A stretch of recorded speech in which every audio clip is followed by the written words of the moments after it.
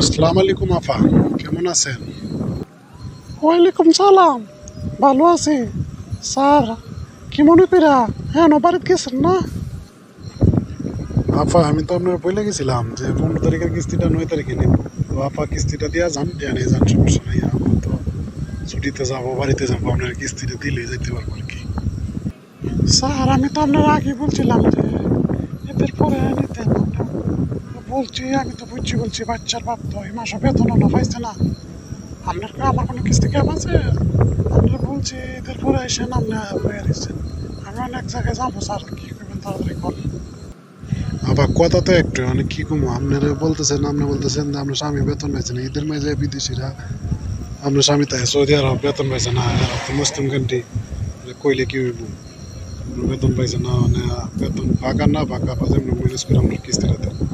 কারণ আমরা তো আপনার কিস্তিটা দিলে আমরা বাড়ি যেতে পারবো, আপনার বেতন বোনাস দিবে।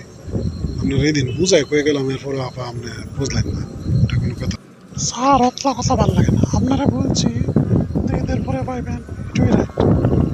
বাচ্চারা বাচ্চারা লেগে সামনে একটা জামা কাপড় কিনতে পারছে না। আপনারা আছেন না, আপনারা তাই আমার কিস্তি কোনো ক্যাব আছে স্যার? ওই কোনো মাসে ক্যাব আসেনি না, কোনো দিন সঞ্চয় ছাড়া দিছি। মানে স্যার আমি যেটা বুঝি এটাই আপনি নাইলে যেটা পারেন করেন, আমি এক জায়গায় যাইতেছি। আপা, এটা কি করেন যেটা বাড়ি করেন? আমরা কি কিস্তি দিয়েছি?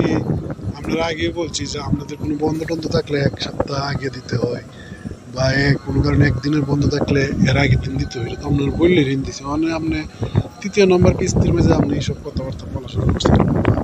এটা কোনো কথা আপা?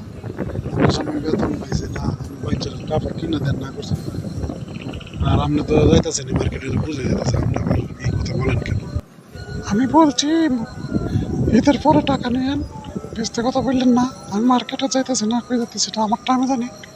মার্কেটে গিয়ে আপনারা লেগে আমার পোলা বান্ধরে কিনে দেন না, একান্ত ঋণ করে তো কিনে দেন লাগবে। আমার পোলা বান্ধরে বছর একটা ঈদে আমরা কি মনে করেন আমার পোলা বান্ধরে কিনে দিতাম না? আমি যাইতেছি। আসসালামু আলাইকুম।